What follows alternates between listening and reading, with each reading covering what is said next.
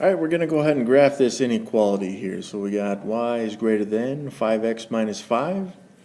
If you were a little confused about some of the other examples that are not in this slope-intercept form, just watch the previous video, alright? Now this one already is in slope-intercept form. We can see it gave us the slope right here, which is the coefficient of x, and also the y-intercept, which is right here. It's a point on the graph though, so we would say that it's 0, -5. And what's nice about these is that it gives us a point to start with to graph. So let's go ahead and start at that point, 0, -5. So the x value is 0 and the y value is -5 right here. Okay. And then after that, what we're going to do is use the slope in order to find the other points. Now the slope in this case is 5. But we would want to show it as 5/1 so that we can see the rise and the run. So from this point we're going to go up 5 and then to the right 1. That gives us the next point on the line.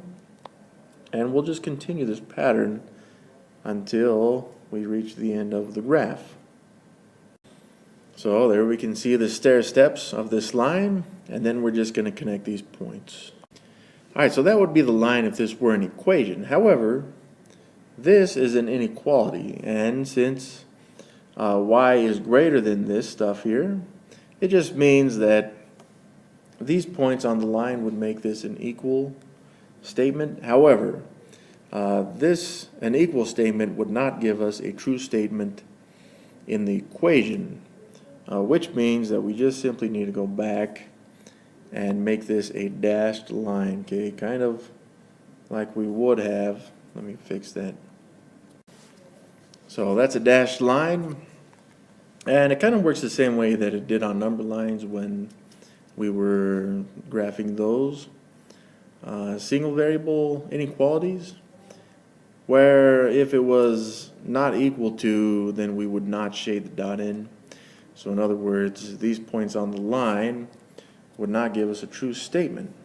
Now, points to the left or the right will though, so we need to test that just like we did in the previous problem.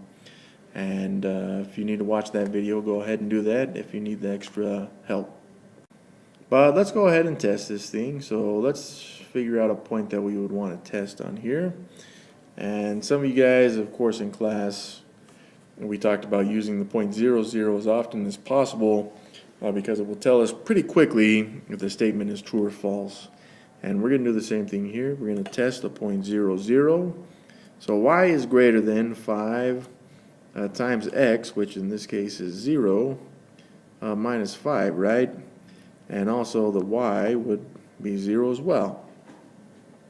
So looking at this, is 0 greater than, well, 5 times 0 is 0 minus 5.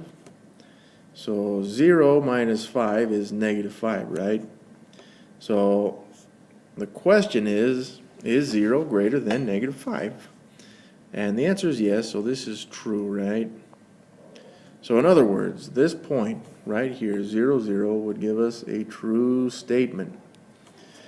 Now what this means is that since it's on that kind of the left side of the line here, we're going to shade everywhere to the left on that line. So let's go ahead and give ourselves a good color to see here.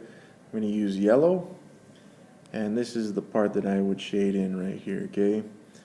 So all of the points in the shaded region and beyond would give us a true statement. And that's what the graph looks like.